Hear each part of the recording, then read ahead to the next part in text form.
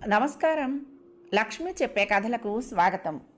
వీణులతో వీక్షించటానికి సిద్ధం కండి. ప్రియ సఖులు, ఇప్పుడు మనం సుప్రసిద్ధ రచయిత్రి శ్రీమతి ఉన్నవ విజయలక్ష్మి గారు రచించిన ఆచరణలో అభ్యుదయం ధారావాహిక నుండి 10వ భాగం వినేద్దామండి. కళ్యాణికి నెలలు నిండాయి. బరువుగా భారంగా ఇంట్లో తిరుగుతున్న కళ్యాణిని చూస్తుంటే మురళికి అనిపిస్తూ ఉండేది, ఈ సమయంలో పెద్దవాళ్ళు ఎవరైనా దగ్గర ఉండి అన్నీ సమర్థించుకోగలిగితే ఎంత బాగుంటుంది. కానీ మాకంత అదృష్టం ఎక్కడిది. వాళ్ళ అమ్మ సంగతి సరే, మా అమ్మ వచ్చి ఇలాంటి స్థితిలో ఉన్న కోడల్ని కాలు కింద పెట్టనీయకుండా ఎంతో గాఢంగా అపురూపంగా చూసుకుని ఆ తర్వాత మనవణ్ణి కోడల్ని చూసి మురిసిపోతూ సంతోషంగా ఇంటికి వెళ్ళగలిగితే ఎంత బాగుండేది. పోనీ పరిస్థితి ఇది అని వాళ్ళకు రాస్తేనో అనుకుంటూ ఉండగానే అతనిలో పౌరుషం తలెత్తేది. నీకు మాకు ఇంకా ఎలాంటి సంబంధం లేదు అని నాన్నగారు ఆనాడే రాసి పడేసిన పౌరుషానికి పోకుండా నేను డబ్బు పంపించాను. మళ్ళీ ఉత్తరం రాశాను. దానికి జరిగిందేమిటి? డబ్బు తిప్పి పంపించేశారు. ఉత్తరానికి సమాధానమే లేదు. నా మీద ఏదో శత్రుత్వం పూనినట్లు, నన్ను వెలివేసినట్లు వాళ్ళంత ఇదిగా ఉంటే నాకు మాత్రం రోషం రాదా ఏంటి? అందుకే నేను వాళ్ళని పట్టుకుని పాకులెట్టం మానేశాను. మమతలు, అభిమానాలు అనేవి రెండు వైపుల నుండి రావాలి, కానీ ఒకరు విసిరి కొడుతూ ఉంటే రెండవ వాళ్ళు ఎంతకని వాళ్ళ చుట్టూ తిరుగుతారు. అందుకే మీకు ఇలా మనవడో మనవరాలు పుట్టబోతున్నారు అన్న విషయం కూడా ముందుగా రాయాలనిపించలేదు. ప్రసవం అయ్యాక ఆ శుభవార్త ఏకంగా రాస్తాను. అప్పుడు రాయాలనిపిస్తేనే, రాయకపోయినా ముంచుకుపోయిందేమీ లేదు. మమ్మల్ని గురించి తెలుసుకోవాలని అక్కడెవరూ తహతహలాడిపోవటం లేదు. కళ్యాణి కూడా అదే విషయం గురించి ఆలోచిస్తూ ఉండేది. అందరు ఆడవాళ్ళలా పుట్టింటికి వెళ్ళగలిగే అదృష్టం నాకు లేదు. పోనీ అమ్మనైనా పిలుచుకుని కొద్ది రోజులు తన దగ్గర ఉంచుకోగలిగితే అనిపించేది ఒక్కోసారి. కానీ మరో నిమిషంలోనే ఏదో భయం, ఎన్నో అనుమానాలు తలెత్తేవి. ఆ ఇంటి వాతావరణంతో విసిగిపోయి యావగింపుతో పారిపోయి వచ్చిన నేను మళ్ళీ ఆ మనుషుల్ని ఇక్కడికి ఆహ్వానించి నా ఇంట్లో స్థానం ఇవ్వటమా? ఆమె ఉనికిని నేను భరించగలనా? 10 మందిలో పరువుగా బ్రతుకుతున్న తాము ఆమె రాకతో నలుగురిలో తలెత్తుకోలేని స్థితికి వస్తామేమో. నువ్వు రావాలమ్మా అని ఒక్క కార్డు మొక్క రాసి పడేస్తే చాలు, అమ్మ రెక్కలు కట్టుకుని వచ్చి వాళ్ళనట్టే వస్తుంది. తను ఉద్యోగంలో చేరాడని రాస్తే సంతోషంగా సమాధానం రాసింది. పెళ్లి చేసుకున్నాను అని రాస్తే బోలెడు సంబరపడుతూ ఉత్తరం నిండా తామిద్దరికీ ఆశీర్వాదాలు గుప్పించడం తప్ప మరొక మాట రాయటం చేత కాదన్నట్లు ఉత్తరం నిండా రకరకాల దీవెనలే రాసింది. నేను తల్లిని కాబోతున్నాను అని రాస్తే మురిసిపోతూ, నాకు మనవడు కావాలి కళ్యాణి, వాడిని చూడటానికి నేను తప్పకుండా వస్తాను. నువ్వు రమ్మని పిలవకపోయినా నాకేం బాధ లేదు, పౌరుషం అంతకన్నా లేదు.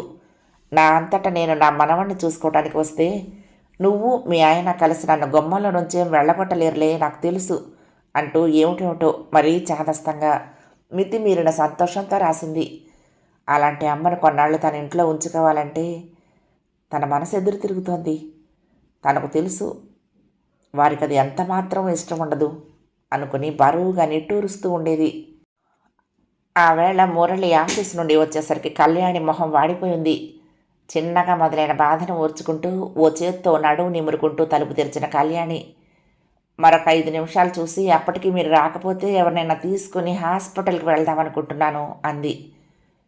పోనీ ఎవరి చేతనైనా నాకు ఫోన్ చేయించకపోయావు ఆఫీస్కి, ఉండు ట్యాక్సీ తీసుకొస్తాను అంటూ హడావుడిగా మాట్లాడేస్తూ పూర్తిగా లోపలికైనా రాకుండా అటు నుంచి అటే మళ్ళీ వీధిలోకి పరుగుపెట్టాడు కంగారుగా. డాక్టర్ మహేశ్వరి మెటర్నిటీ హోమ్కు హైదరాబాద్లోనూ సికింద్రాబాద్లోనూ కూడా మంచి పేరుంది. ఛార్జీ కాస్త ఎక్కువైనా ఆధునికమైన అన్ని హంగులతోనూ అధునాతనమైన వైద్య పరికరాలతోనూ ఎంతో సౌకర్యంగా ఉంటుంది. హిమాయత్ నగర్లో ఉన్న ఆ మెటర్నిటీ హోమ్కు జంట నగరాలలో ఎక్కడెక్కడుంటున్న వాళ్ళు వస్తూ ఉంటారు. స్నేహితుల సలహాను అనుసరించి మురళి కళ్యాణిని కూడా ఆ డాక్టర్కే చూపించాడు. మధ్య మధ్య వెళ్ళి పరీక్ష చేయించుకోవటం, ఆవిడ సూచన మేరకు మందులు టానిక్కులు వాడటం జరుగుతున్నాయి.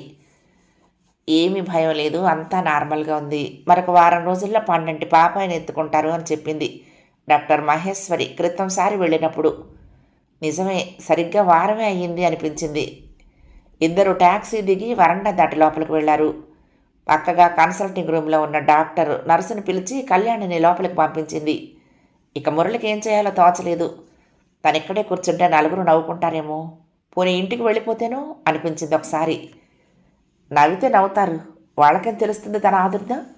ఇంట్లో ఒక్క క్షణమైన స్థిమితంగా కూర్చోగలడా? అయినా కళ్యాణ్కి హఠాత్తుగా ఏ ఇంజెక్షన్ అయినా అవసరమై సమయానికి అది ఇక్కడ లేకపోతే తన నిమిషాల మీద బజారుకు వెళ్ళి దాన్ని తీసుకురావద్దా అనుకుంటూ విజిటర్స్ రూమ్లో పేపర్ చదువుకుంటూ కూర్చున్నాడు.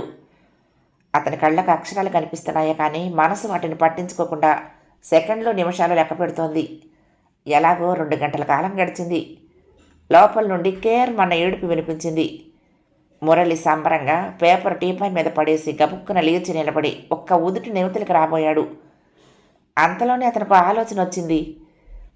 ఈ ఆసుపత్రికి కళ్యాణిలాగా వచ్చిన వాళ్ళు ఎంతమందో ఉంటారు. ఈ ఏడుపు మరెవరి పాపదైనా కావచ్చు కదా అనుకుంటూ నవ్వుకుంటూ మళ్ళీ కూర్చోబోయాడు. ఇంతలో గదికి ఉన్న కర్టెన్ తొలగించి తల బయట పెట్టిన నర్సు నవ్వుతూ, మిస్టర్ మురళీధర్రావు, కాంగ్రాచులేషన్స్ అంది. ఓ థ్యాంక్స్. ఏం పిల్ల? కుతూహలంగా ఆత్రంగా లేచి ముందుకొచ్చాడు. ఆడపిల్ల. కళ్యాణి కులాసాగా ఉందా? ఓ గంట ఓపిక పట్టండి, ఆవిడ్ని మీ పాపని కూడా చూసుకుందరు కానీ అని మళ్ళీ కర్టెన్ యథాప్రకారం మూసేసి వెళ్ళిపోయింది. కాసేపటి తర్వాత డాక్టర్ మహేశ్వరి కూడా వచ్చి మురళిని అభినందించి టైం అయిపోవటం వల్ల ఆ వేళకి చూసుకోవాల్సిన అర్జెంటు కేసులు ఏమీ లేకపోవటం వల్ల ఇంటికి వెళ్ళిపోయింది. సిస్టర్ చూపించిన గదిలోకి అడుగు పెడుతూ ఉంటే మురళి గుండెలు అవ్యక్తమైన ఉద్వేగంతో ఆనందంతో దడదడలాడాయి. కళ్ళు మూసుకుని పడుకుని ఉంది కళ్యాణి మంచం మీద. ఆ పక్కనే చిన్న ఊయల తొట్టెలో అప్పుడే నీళ్లు పోసుకుని తెల్లటి జుబ్బా తొడుక్కుని తెల్లటి బట్టల్లో పడుకుని ఉన్న పాప బొద్దుగా ముద్దుగా రబ్బరు బొమ్మలా ఉంది. ఈ పాప నా పాప, నేను ఈ పాపకు తండ్రిని అనుకుంటేనే మనసంతా గర్వంతో నిండిపోతోంది మురళికి. ఆపేక్షగా అతి సున్నితంగా మునివేళ్లతో పాల బుగ్గలు నిమిరాడు. కళ్యాణికి నిద్ర పట్టినట్లుంది. ఇప్పుడు లేపటం ఎందుకు?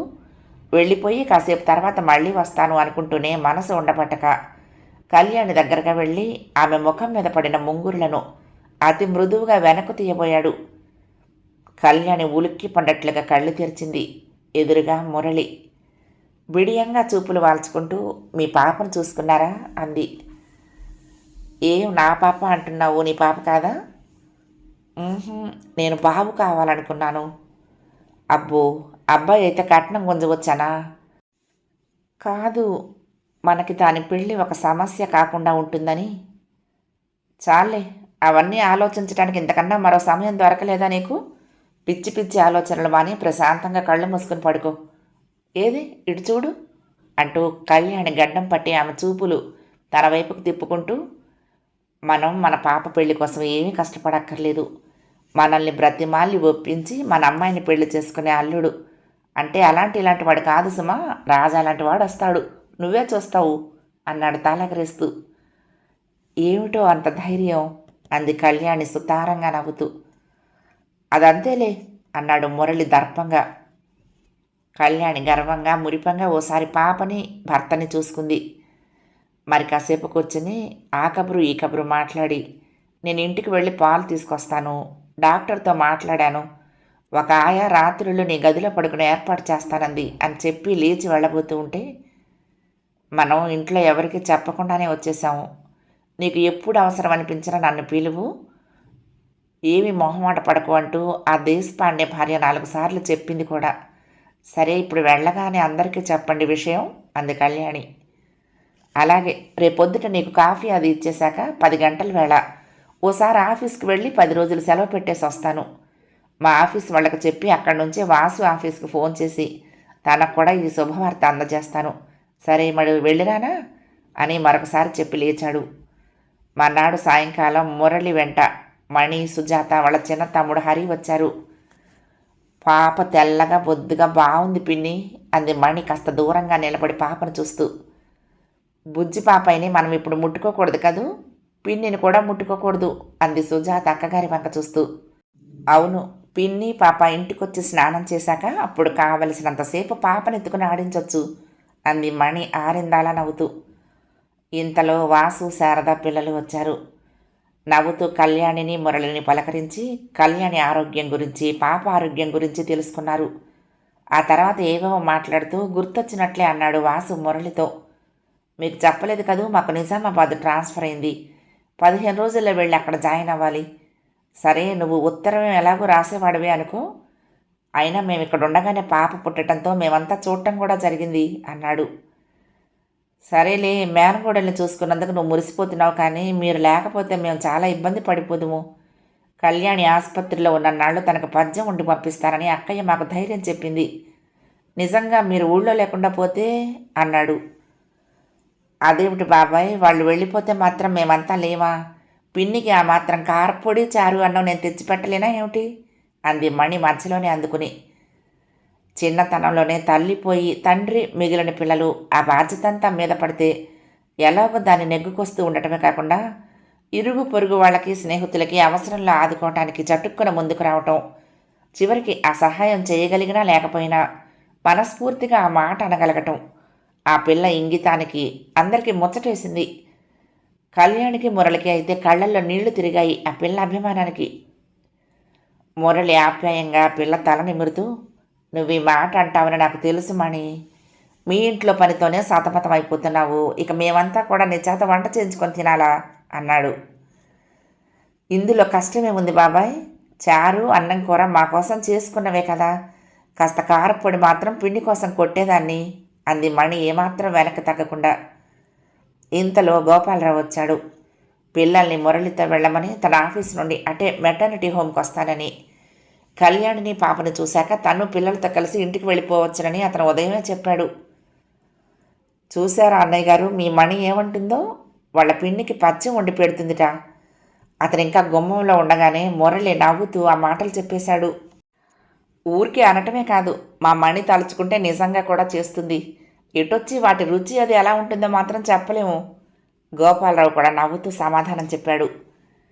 ఇంకా నయం, చిన్నపిల్ల చేసి పెట్టిందే చాలు అనుకోకుండా ఇంకా వంకలు కూడా పెడతావా అంది కళ్యాణి. ఏం బాగా అయిందా నాన్న అంది మణి తండ్రితో గారాభంగా. అంతా సరదాగా నవ్వుకున్నారు. రండి మా పాపను చూద్దురు గాని అని మురళి గోపాలరావుని పాప ఉయ్యాల తొట్టి దగ్గరకు తీసుకువెళ్ళాడు. కొద్దిగా ముందుకు వంగి తదేకంగా పాపని చూస్తున్న గోపాలరావుతో, రావుగారు మీరు చెప్పండి, పాప ఎవరి పోలికో అన్నాడు వాసు. ఇంత పసిగుడ్డుకు అప్పుడే పోలికలేం చెప్పగలం అంటున్న గోపాలరావు గొంతు వణికినట్లు కావటం, అతని మొహంలో ఏవో నీడలు పరుచుకున్నట్లు అవటం, అటువైపు మంచం మీద పడుకున్న కళ్యాణి ఒక్కటే గుర్తించగలిగింది. అతను అలా ఎందుకయ్యాడో కారణం గ్రహించగలిగిన కళ్యాణి బరువుగా నిట్టూరుస్తూ జాలిగా అతని వైపు చూడబోయింది. కానీ అప్పటికే గోపాలరావు మామూలు మనిషి అయిపోయాడు. అరక్షణం క్రితం తనలోంచి బయటపడిన బలహీనతను ఎవరూ గుర్తించకూడదన్నట్లు లేని ఉత్సాహం నవ్వు తెచ్చుకుని, సరే నా మట్టుకు నాకు ఎలా అనిపిస్తుందో చెప్తాను. ముక్కు నుదురు మీవి, కళ్ళు పెదవులు మా మరదలివి కదూ అన్నాడు మురళితో చనువుగా అభిమానంగా. అతను చెప్తున్న తీరు ఆ నవ్వు మురళికి నచ్చలేదు. అయినా ఎలాంటి అయిష్టతను మొహంలో భావాల్లో కానీ మాటల్లో కానీ వ్యక్తం చేయకుండా, ఏమో చూడాలి మరి అన్నాడు. ఇప్పుడే బాగా చూసి చెప్పరాదు? శారద వేళాకోళం చేసింది మురళిని. అందరూ పక్కుమని నవ్వుతూ ఉంటే కళ్యాణి సిగ్గుగా కళ్ళు వాలు చేసుకుంది. అంతా అలా సరదాగా నవ్వుతూ కబుర్లు చెప్పుకుంటూ ఉండగా కమలొచ్చింది. ప్రొద్దుటి నుండి ఎప్పుడెప్పుడు వస్తానా నీ కూతుర్ని చూస్తానని ఒకటే ఇదైపోతున్నాననుకో. కమల మాటలు పూర్తి కాకుండానే, అయితే నువ్వు నన్ను చూడటానికి రాలేదన్నమాట అంది కళ్యాణి. ఇదిగో ఒక మాటకు అన్ని అర్థాలు తీస్తేయాలా, చూపించు మీ అమ్మాయిని నవ్వుతూ దగ్గరగా వెళ్ళింది. ఎవరి పోలికంటావు? నువ్వే చెప్పు అంది కళ్యాణి గర్వంగా పాప వంక చూసుకుంటూ. సరిపోయింది, ఎక్కడో చూసిన మొహంలా ఉంది అనుకుంటానే కానీ చటుక్కున పోలికలు పట్టడం నాకు అస్సలు చేత కాదు. కొంతమంది అదేమిటో కళ్ళు ముక్కు నోరు చివరికి చేతివేళ్ళు కాలివేళ్ళు కూడా ఎవరి పోలికో ఇట్టే చెప్పేయగలుగుతారు అంది. ఎవరిదాకానో ఎందుకు, ఇప్పుడే గోపాలరావు గారు చెప్పారు అంటూ వివరాలు అందించింది శారద. నిజంగానా అంటూ మరొకసారి పాప వంక చూసి, అవునవును, ఇప్పుడు చూస్తుంటే నాకు అలాగే అనిపిస్తోంది అంది కమల. కాసేపు కూర్చుని వాళ్ళంతా వెళ్ళిపోయారు. మురళి మంచం పక్కగా ఉన్న కుర్చీలో కూర్చుని కళ్యాణి వంకే చూస్తున్నాడు. ఏమిటలా చూస్తున్నారు అంది కళ్యాణి. ఏం లేదు అనేశాడు మొక్తసరిగా. తర్వాత మరి కాసేపు కూర్చుని ఏదో మాట్లాడి వెళ్ళిపోయాడు మురళి. మర్నాడు 7 గంటల ప్రాంతంలో కాఫీ తీసుకొచ్చాడు. మీరు తాగారా? ఫ్లాస్కులో కాఫీ గ్లాసులో పోసి తనకిస్తూ ఉంటే అడిగింది కళ్యాణి. ఆహా, నేను తాగ్గా మిగిలిందే నీకు అంటూ ఫ్లాస్క్ బల్ల మీద పెట్టాడు. 7 గంటలు కొడితే గానీ నిద్ర లేచేవారు కాదు. ఇప్పుడు నా కోసం త్వరగా లేచి కాఫీ చేసి తీసుకొస్తున్నారు. ఒక్కో గుక్క మెల్లగా తాగుతూ అంది కళ్యాణి. తన వలన అతనికి శ్రమ అవుతోంది అన్న ధోరణిలో. ఆహా, భలే కనిపెట్టావు సావులే, ఎలాగైతేనేం సరదాగా విసుక్కున్నాడు. పాపకి మంచి పేరు సెలెక్ట్ చేయాలి కళ్యాణి, హఠాత్తుగా గుర్తొచ్చినట్లు అన్నాడు. మీరే చెప్పండి అంది. ప్రతిదీ నా మీదకు తోసేస్తావు, ఆ మాత్రం ఆలోచించడానికి కూడా బద్ధకమైతే ఎలా? మురళి వేళాకోళం చేస్తూ ఉంటే, అయితే నేను చెప్పింది పెడతారా అంది కళ్యాణి ఊరుకోకుండా. ఏమిటో చెప్పు. రమ అంది. రమ, ఆ పేరు పైకే ఒకసారి అనుకుని ఓకే అన్నాడు మురళి. కళ్యాణి చిన్నగా నవ్వింది. రమకు నెల నిండి 2వ నెల జరుగుతోంది. మురళి ఆఫీసులో ఉన్నంతసేపు ఎలా కూర్చుంటాడో కానీ ఇంట్లో ఉన్న సమయంలో ఒక్క నిమిషమైనా పాపని ఉయ్యాల్లో పడుకోబెట్టాలంటే అతని మనసు ఒప్పదు. ఇదిగో మీరు అస్తమానం దాన్ని అలా ఒళ్ళో పడుకోబెట్టుకొని ఎత్తు మప్పేశారంటే ఆనక నేను అవస్థ పడాలి. మీకేం పొద్దుట కాసేపు సాయంకాలం కాసేపు ఇంట్లో ఉంటారు, ఇక మధ్యాహ్నం అంతా ఏ పని లేకుండా దాన్ని ఎత్తుకు కూర్చోవాలంటే ఎలా కుదురుతుంది నాకు అంటుంది కళ్యాణి. ఇంకా పాపకి ఆకలి వేసినప్పుడు చూడాలి. కళ్ళు మూసుకుని పడుకున్నంతసేపు పడుకుని ఆ తర్వాత ఆకలి వేసి ఏడుపు మొదలుపెట్టిందంటే పాలు కలుపుకుని వచ్చేలోపునే ఇల్లు ఎగరగొట్టేస్తుంది. ఎవరెత్తుకున్నా ఊరుకోదు. పాల వేళ కాగానే కలిపి ఉంచొద్దా, అది ఏడుపు మొదలుపెట్టాక అప్పుడు కలపటం మొదలు పెడతావు నువ్వు విసుక్కుంటాడు మురళి. బాగుందండి, ఇంకా నిద్రపోతుంది కదా, ఇప్పటి నుంచే కలిపి ఉంచడం ఎందుకని ఊరుకున్నాను. ఓ నిమిషం ఏడిస్తే ఏమీ అరిగిపోదులేండి మీ అమ్మాయి. దాన్ని సముదాయించడం మాట ఎలా ఉన్నా మిమ్మల్ని సముదాయించలేకపోతున్నాను నేను విసుక్కుంటుంది కళ్యాణి. తను పలకరించగానే పాప నవ్వేసరికి పసివాడిలాగే సంబరపడిపోతాడు. చూసావా, అప్పుడే నన్ను గుర్తుపట్టేస్తుంది. నేను పక్క నుంచి వెళ్తూ తనను పలకరించకపోయినా సరే నన్ను చూసి నవ్వేస్తుంది అంటాడు మురిసిపోతూ. తాను కోరుకున్నట్లు పెళ్లి చేసుకోవటం, తల్లి కావటం అంతా తలుచుకుంటూ ఉంటే 1000 జన్మలలోని ఆశలు ఫలించినంత సంతృప్తి, గర్వం కలుగుతాయి కళ్యాణికి. ఆ చిన్నారి నవ్వులో కళ్యాణికి కోటి అందాలు కనిపిస్తాయి. తెల్లవారితే ఉగాది పండుగ. ఆ వేళ సాయంకాలం ఆఫీసు నుండి వస్తూ బజారుకి వెళ్ళి పాపకి ఓ పల్చటి ఆయిల్ గౌను, కళ్యాణికి ఓ సిల్క్ చీర తెచ్చాడు మురళి. ఇప్పుడు నువ్వు బజార్కి ఎలాగూ రాలేనంటావు, అందుకని నేనే ఏవో తెచ్చేశాను, ఎలా ఉన్నాయో చూడు అంటూ 2 ప్యాకెట్లు కళ్యాణి చేతిలో పెట్టాడు. కళ్యాణి ఆత్రంగా వాటిని విప్పి చూసి, బాగున్నాయనుకోండి, అయినా నాకు ఇప్పుడు ఇంత ఖరీదైన చీర ఎందుకు, నాకు సాదా చీర తెచ్చి పాపకే మంచి గౌన్ తేవలసింది అంది. పాప పెంపకం విషయంలో నాకు అన్ని కబుర్లు చెప్తావు, ఆ తెలివి ఇప్పుడేమైపోయింది అని వేళాకోళం చేశాడు. పసివాళ్లకు మన సరదా కొద్దీ సిల్క్ బట్టలు తొడిగేస్తాం, కానీ అవి వాళ్ళకి ఎంతో చిరాగ్గా ఉంటాయి. చెమట పట్టి గాలి రాక ఈ సిల్క్ గుడ్డలు ఒంటికి గరగర గుచ్చుకుంటూ పాపం ఉడుకుష్ణంగా ఉన్న నోరు తెరిచి ఏమీ చెప్పలేరు. అందులోనూ వస్తున్నది వేసవికాలం. నూలువి ఎంత మెత్తటి వేస్తే అంత మంచిది తెలిసిందా అన్నాడు. మనకైనా ఇప్పుడు అలాంటి బట్టలే బాగుంటాయి, నాకు మాత్రం ఈ చీర ఎందుకు తెచ్చారు, అందులోనే ఎంత ఖరీదు పెట్టి. చీర నచ్చిందో లేదో చెప్పమంటే ఈ గొడవంతా ఏంటి, ఖరీదు సంగతి నీకు అనవసరం. మా పాప వాళ్ళ అమ్మకు మంచి బహుమతి ఇవ్వాలనుకున్నాను, ఇచ్చాను, అసలు ఇప్పటికే ఆలస్యం అయిపోయింది మురళి గాంభీర్యం నటిస్తూ అంటుంటే కళ్యాణి నవ్వేసింది. మరి త్వరగా కట్టుకో, అదెవరో అన్నట్లు ఈ చీరలో నువ్వు ఇంకా అందంగా ఉంటావు, లేకపోతే నువ్వు కట్టుకోవటం వలన ఈ చీర అందమే పెరిగిపోతుందో స్వయంగా చూసి తెలుసుకుంటాను అన్నాడు. అదెవరు బాబు ఆ అన్నది కనుబొమ్మలు చెట్లించి అడిగింది. నీ మాట కాదులేవో, ఇంకెవరి సంగతో కానీ మరి తొందర పెట్టాడు మురళి. రేపేగా పండుగ, ఒక్క 24 గంటలు ఓపిక పట్టండి, పూర్తిగా 24 గంటలు కూడా అక్కర్లేదు. రేపు ఉదయం భోజనం అయిపోగానే కట్టుకుంటాను. నాకెందుకో ఈ పండగంటే ఇష్టం. మిగిలిన పండుగల మాట ఎలా ఉన్నా ఈ ఉగాది రోజున తప్పకుండా కొత్త బట్టలు కట్టుకోవాలని, పెద్దల కళ్ళకు నమస్కరించి ఆశీర్వచనం పొందాలని అనిపిస్తుంది అంది కళ్యాణి. ఒక్క క్షణం చిత్రంగా ఆమె మొహంలోకి చూసి ఆ తర్వాత పెద్దగా నవ్వేస్తూ, ఓహో, అయితే రేపు నువ్వు ఈ చీర కట్టుకుని నా పాదాలకు నమస్కారం చేస్తావన్నమాట. ఓకే, ఈలోగా నేను కూడా మంచి దీవెన ఒకటి ఆలోచించి అట్టే పెట్టుకుంటాను అన్నాడు. మర్నాడు ఇంకా పూర్తిగా వెలుగు రాకుండానే నిద్రలేచింది కళ్యాణి. పని మనిషిని కూడా ఆ వేళ కాస్త త్వరగా రమ్మని చెప్పింది. అది పై పనులు చేస్తూ ఉంటే కళ్యాణి మొహం కడుక్కొని తాళంటుకుని వంట పనిలో జొరబడింది. మురళి లేచాక అతనికి కాఫీ కల్పించింది. ఆ తర్వాత అతను స్నానం చేసి వచ్చాక వేప పువ్వు పచ్చడి ఇచ్చి తను తీసుకుంది. పని మనిషి సాయంతో పాపకి నీళ్లు పోసి నిన్నటి కొత్త గౌనుకి కాస్త పసుపు పెట్టి అది తొడిగి పడుకోబెట్టింది. పనులన్నీ పూర్తి చేసి పని మనిషి వెళ్ళిపోయింది. కళ్యాణి వంట పని తెమిలేసరికి 10 గంటలు దాటింది. ఈలోగా కళ్యాణికి వంటలో ఏదో కాస్త సాయం చేసి ఆ తర్వాత వీధి గదిలోకి వెళ్ళిపోయి పేపర్ చదువుకుంటూ కూర్చున్న మురళి భోజనానికి పిలుపు కోసం ఎదురు చూస్తున్నాడు అప్పటికి 1 గంట నుంచి. ఇంతలో పడగదిలో నుంచి పాప ఏడుపు వినిపించింది. మురళి ముచ్చటగా చిన్నగా నవ్వుకున్నాడు. ఈ పాపకు టెలిపతి ఉందేమో, ఉదయం స్నానం చేయించి పడుకోబెడితే మళ్ళీ సరిగ్గా మా భోజనాల వేళ దాకా గాఢంగా హాయిగా నిద్రపోయి అప్పుడు లేచి ఏడుపు మొదలు పెడుతుంది. మేము 9 గంటలకు అన్నానికి కూర్చుంటే 9ంటికి లేస్తుంది. సెలవు రోజున సావకాశంగా వంట చేసుకుని 10 గంటలకు కూర్చుంటే అప్పుడు లేస్తుంది. ఏడుస్తున్న పాపని ఓ పక్క నుంచి సముదాయిస్తూ హడావుడిగా భోజనం చేయటం ఏ రోజు కళ్యాణికి తప్పదు అనుకున్నాడు. గదిలోంచి పాప ఏడుపు ఆగకుండా వినిపిస్తూనే ఉంది. ఇంకా నీ పని కాలేదా, ఏం చేస్తున్నావు అంటూ వంటగదిలో ఉన్న కళ్యాణికి వినిపించేలా అన్నాడు. అక్కడి నుండి సమాధానం రాలేదు. కళ్యాణి వచ్చి పాపని ఎత్తుకున్న జాడ కానీ మరే అలికిడి కానీ లేవు. కళ్యాణి ఈసారి ఇంకాస్త గట్టిగా పిలుస్తూనే పేపర్ కుర్చీలో పడేసి లేచి లోపలికి వెళ్ళాడు.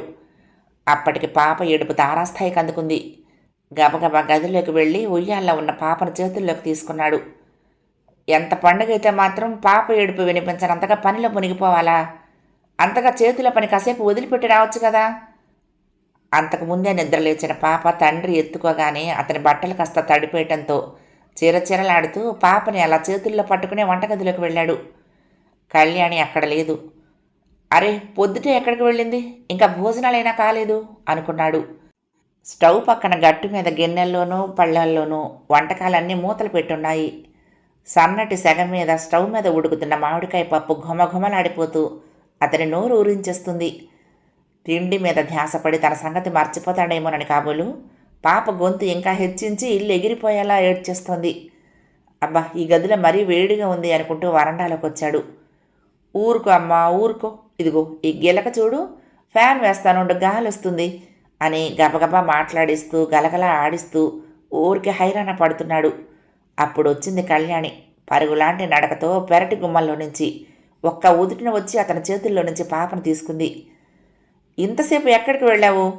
నుదురు చిట్లిస్తూ విసుగ్గా అడిగాడు. ఏడుస్తున్న పాపని అలాగే ఓ చేత్తో ఎత్తుకుని మరొక చేత్తో గ్లాసులోకి పాలు కలుపుతున్న కళ్యాణి ఆ ప్రశ్న వినిపించుకోనట్లే ఉండిపోయింది. నిన్నే అడుగుతున్న సమాధానం చెప్పవేం? ఈసారి అతని గొంతులోకి కాస్త కఠినత్వం వచ్చింది. కలిపిన పాలు సీసాలో పోసి పాపని ఒడిలో పడుకోబెట్టుకుని కూర్చుని సీసా పాప నోటికి అందిస్తూ, ఎక్కడికి లేదు, మణి వాళ్ళకి ఏవో కూరలు అవి ఇచ్చి వద్దామని వెళ్ళాను అంది. ఏం, ఇవాళ వాళ్ళ ఇంట్లో వంట చేసుకోలేదా? మురళి గొంతు మరింత కటువుగా వెటకారంగా పలికింది. బాగానే అడిగారు, పసిపిల్ల తంటాలు పడుతుంది కదా, పోనీ కాస్త గుత్తి వంకాయ కూర అవి ఇచ్చి రావాలనిపించింది, ఇవాళ పండగ కదా. భర్త ధోరణికి కాస్త తెల్లబొత్తు నసిగింది. ఇంకా బాలింతరాలివి, అయినా ఇంట్లో పని చేసుకోక తప్పదు అని ఏదో నాకు చేతనైన సహాయం కూడా చేస్తూ, ఎలాగో మరి కొద్ది రోజులు నీకు కాస్త ఒళ్ళారేదాకా జాగ్రత్తగా ఉండమ్మా అని 1,00,000 విధాలు చెప్తూ ఉంటే నువ్వు పండగ పండగ అంటూ ఇంట్లో వాళ్ళ కోసం చేయటమే కాకుండా ఊరందరికీ కూడా సంతర్పణ చేస్తూ ఉండు. హైరాణ పడి ఆరోగ్యం చెడగొట్టుకుని ఆ తర్వాత మంచం ఎక్కు అన్నాడు. కళ్యాణి మొహం చిన్నపోయింది. సంతర్పణ చేయటం ఏమిటండి, మన కోసం చేసిన వాటిలోనే కాస్త పాయసము, బజ్జీలు, గుత్తి వంకాయ కూర ఇచ్చాను. నేనైనా బరువు పనులు, పెద్ద పిండి వంటలు ఏమీ చెయ్యలేదు. తల ఉంచుకొని మెల్లగా అంది. మాటకి మాట బాగా సమాధానం చెప్తావు. ఎంత తేలిక పనైనా మాత్రం ఇద్దరికి చేయటము 10 మందికి చేయటం ఒకటే అవుతుందా? పోనీ చేసిన దానివి మధ్యాహ్నం వెళ్ళి ఇవ్వకూడదా? ఆ ఇచ్చేదేదో వాళ్ళ భోజనాలు చెయ్యకముందే ఇస్తే బాగుంటుందని 2 నిమిషాల్లో వెళ్ళి రావచ్చు అనుకున్నాను. తీరా వెళ్ళేసరికి మణి ఏడుస్తూ కూర్చుంది. చారు గిన్నె దింపబోతూ ఉంటే పట్టకార జారిపోయిందిట. ఆ మరుగుతున్న చారంతా ఆ పిల్ల చేతి మీద పడిపోయింది. చెయ్యి మండుతూ అక్కగారు ఏడుస్తూ ఉంటే మిగిలిన పిల్లలు బిక్కమొహాలు వేసుకొని నిలబడిపోయారు. పాపం వాళ్ళని చూస్తుంటే జాలేసింది. అయినా ఏం చేయగలను? స్టవ్ మీద కూర వేగుతోంది. దాంట్లో కాస్త ఉప్పు కారం చల్లి ఓసారి కలియబెట్టి ఆ మూకుడు దింపి కింద పెట్టి వచ్చాను. దాంతో కాస్త ఆలస్యమైంది. ఏం వాడేమయ్యాడా గోపాలరావు? సెలవు పూట ఇంట్లో గోళ్ళు గిల్లుకుంటూ కూర్చోకపోతే ఆ పిల్లలకి కాస్త సాయం చేయకూడదా? ఆయన మణి చేతికి మందు రాస్తున్నారు. కూర మాడిపోతోందని నేనే కల్పించుకొని కాస్త చూసొచ్చాను. పాప నుదుటి మీద పట్టిన చెమటను కొంగుతో తుడుస్తూ అంది. ఈ కాస్త దానికి భర్త అంత చిరాకు పడిపోతున్నాడు ఏమిటి అనిపించినా, ఒకసారి మొదలుపెట్టింది అంటే పాప ఎంతలా ఏడుస్తుందో, ఆ ఏడుపు వింటూ అతను ఎంత హడావుడి పడిపోతాడో తెలుసు కనుక మళ్ళీ అంతలోనే సరిపెట్టేసుకుంది. మురళి మాత్రం ఊరుకోలేదు. అంతేలే, మన ఇంట్లో ఏ పని చేస్తే అలసిపోతావో అన్నట్లు ఎంతో అపురూపంగా నేను చూసుకుంటాను. నువ్వు వెళ్ళి ఊళ్ళో వాళ్ళందరికీ పనులు చేసేస్తావు. ఇంట్లో కట్టుకున్న మొగుడికి పండుగ పూట పిండి వంటలతో వేళకి భోజనం పెడదామన్న ధోరణి లేదు. కడుపును పుట్టిన బిడ్డ ఆకలికి ఆగలేక గొంతు తడారిపోయేలా ఏడుస్తుందన్న జ్ఞానం లేదు. ఊళ్ళో వాళ్ళకి వాళ్ళ పిల్లలకి వేళ దాటిపోకుండా అన్నీ అందించి అమర్చేస్తావు. పాప తడిపేసిన షర్టు బనీను ఒంటికి చల్లగా తగులుతూ ఇంకా చిర్రెత్తిపోయేలా చేస్తున్నాయి అతనికి. అయినా పాప ఏడిస్తే ఎత్తుకుని ఆడించడానికి ఇంట్లో నౌకరి నేనున్నానుగా. నువ్వు గంటల తరబడి పెత్తనాలు చేసేస్తావు, ఏమైనా చేస్తావు. కళ్యాణి కళ్ళల్లో నీళ్లు తిరిగాయి. ఇప్పుడు ఏం జరిగిందని ఇంతింత మాటలు అనటం, పండగ పూట తన చేత కంటతడి పెట్టించటం, ఈ ఉగాది రోజు ఎలా గడిస్తే సంవత్సరం అంతా అలాగే గడుస్తుందంటారు. తను ఈరోజు ఎంత సంతోషంగా గడపాలనుకుంది. తను అడగకుండానే పట్టు చీర కొని తెచ్చి ఉదయం ఎంత ఉత్సాహంగా నిద్రలేచి ఆ తర్వాత సరదాగా తన పనిలో సాయం చేసిన భర్త తీరా భోజనానికి కూర్చోబోయే ముందు తగు పెట్టుకున్నాడు. ఇది అంత పెద్ద విషయమా? పాప లేచే వేళయిందని తను అనుకుంటూనే ఉంది. పాప లేచేదాకా ఉండి ఆ తర్వాత దానికి పాలు పట్టి అంతా అయ్యాక వెళ్తే ఈలోగా వాళ్ళ భోజనాలు అయిపోతాయేమో, ఎంత ఒక్క నిమిషంలో వెళ్ళి రాలేనా అనుకుంటూ హడావుడి పడి వెళ్ళిన మాట నిజమే. తీరా వెళ్ళాక అక్కడ మరో 5 నిమిషాలు ఆలస్యమైంది. అది అంత పెద్ద నేరం అయిపోయిందా? తల ఉంచుకొని పాపకు పాలు పెడుతూనే ఆలోచిస్తోంది కళ్యాణి. మురళి ఆ షర్టు బనీను విడిచి లొంగ చుట్టి కళ్యాణి మొహం మీదకి విసిరినట్లే గిరవాటు వేసి ఆ తర్వాత బాత్రూంలోకి వెళ్ళి ఒళ్ళు కడుక్కొని వచ్చి గదిలో బట్టలు వేసుకుంటూ చిరాగ్గా తనలో తను అనుకుంటున్నట్లు అనే మాటలు స్పష్టంగా వినిపిస్తున్నాయి. ఒళ్ళు పొగరెక్కి బుద్ధి లేకుండా ప్రవర్తించి పెళ్ళాన్ని పొట్టన పెట్టుకున్నాడు. చేసుకున్నవాడు మరి అనుభవించొద్దా? పండగలు, పిండి వంటలు, అచ్చట్లు ముచ్చట్లు తీరమంటే ఎలా తీరుతాయి? ఇరుగు పొరుగు ఎన్నాళ్ళని ఆ సంసారాన్ని కనిపెట్టి ఉండగలరు? వేళటకి అన్ని రుచులతోనూ భోజనం అమరాలంటే ఏ వంట మనిషిని పెట్టుకుంటే సరిపోతుంది. అంతేకాని ఆ పిల్ల ముండ మణేం చేయగలదు? లేకపోతే హాయిగా మళ్ళీ పెళ్లి చేసుకుంటే అన్ని సౌకర్యాలు అమరుతాయి. వింటున్న కళ్యాణి మనసు చివుక్కుమంది. ఏమిటి ఈయన ధోరణి అనుకుంది. మీరేమి దిగులు పడకండి వదిన గారు, మీ పిల్లలకు ఏ లోటో జరగకుండా మేమంతా చూస్తాము అంటూ ఆ వేళ అంత అభిమానంగా అక్కయ్యతో మాట్లాడిన మనిషికి ఇవాళ వాళ్ళ పట్ల రవ్వంత సానుభూతైనా లేకుండా పోయిందా? నిజమే, నిత్యం ఉండే ఇబ్బందికి ఎవరు మాత్రం ఏం చేయగలరు అని అడగొచ్చు. రోజు ఎలాగూ వీలు కాదు. కాస్త ఇలాంటి సమయాల్లోనైనా ఏదో ఇరుగు పొరుగు చేదోడు వాదోడు అన్నమాట లేకపోతే ఎలా? ఆలోచిస్తూనే పాపకి పక్క వేసి పడుకోబెట్టి తమ ఇద్దరికి కంచాలు పెట్టి వడ్డించి మురళిని పిలిచింది. అతను మరేమీ అనకుండా వచ్చి కూర్చున్నాడు. ఇద్దరూ మౌనంగానే భోజనం అయిందనిపించి చేతులు కడుక్కున్నారు. ఆ తర్వాత పాప పక్కన వెళ్ళి పడుకుంది కళ్యాణి. ఆమె ప్రాణం ఉసూరుమంటోంది. కొత్త చీర కట్టుకోవాలి అనే ఉత్సాహం ఎప్పుడో చచ్చిపోయింది. ఉదయం పసుపు పెట్టి స్టాండ్ మీద పడేసిన చీర వంక చూస్తూ అనుకుంది. నిన్న కట్టుకోమంటే ఒక్కరోజు ఆగలేరా అన్నాను. ఈవేళ ఇలా అవుతుందని నాకు చిన్న ఊహ మాత్రంగా కూడా తెలియదు కదా. ముందు రోజు జరిగేది అన్న మాట ఏమిటి? ముందు రాబోయే క్షణంలో ఏం జరుగుతుందో, వాళ్ళకేం సంభవిస్తుందో మానవ మాత్రులు తెలుసుకోలేరు. ఈరోజు ఇలా గడవాల్సి ఉంది అంతే అనుకుంది. కొత్త చీర కట్టుకోలేదేమని మురళి కూడా అడగలేదు. తన మానాన తన పేపర్లు పుస్తకాలు చదువుకుంటూ కూర్చున్నాడు. ఆ తర్వాత 4-5 రోజుల దాకా భార్యాభర్తలు అలా ఎడమొహం పెడమొహంగానే గడిపారు. ఆ వేళ పండుగ నాడు అతను అంత చిన్న విషయానికే ఎందుకంత గొడవ చేశాడో కళ్యాణికి ఎంత ఆలోచించినా అర్థం కాలేదు. అడుగడుగునా అయినదానికి కానిదానికి చిరాకు పడటం అది ఆయన తత్వం కావాలి. చేతనైతే దాన్ని ఓర్చుకోవటం, లేకపోతే బాధపడటం మినహా నేను చేయగలిగిందే ఉంది అనుకుంది కళ్యాణి. తనలో ఏదో ఆవేదన, మరేదో రవ్వంత అసూయ, ఇంకేదో అసహనము, ఇవన్నీ ఎక్కడో మారుమూల దాగి ఉండి మధ్య మధ్య తలెత్తి తమ ఉనికిని చాటుతూ ఉంటాయి అని మురళికి కూడా స్పష్టంగా తెలియదు. 10వ భాగం సమాప్తం. ప్రియ సఖులు, ఈ కథ మీకు నచ్చితే తప్పకుండా లైక్ చేయండి, షేర్ చేయండి, కామెంట్ చేయండి, సబ్స్క్రైబ్ చేసుకుని నన్ను ఎంకరేజ్ చేయండి. ఉంటానండి. ప్రేమతో లక్ష్మి, కృష్ణాతీరం దుర్గమ్మ సన్నిధానం. నమస్తే.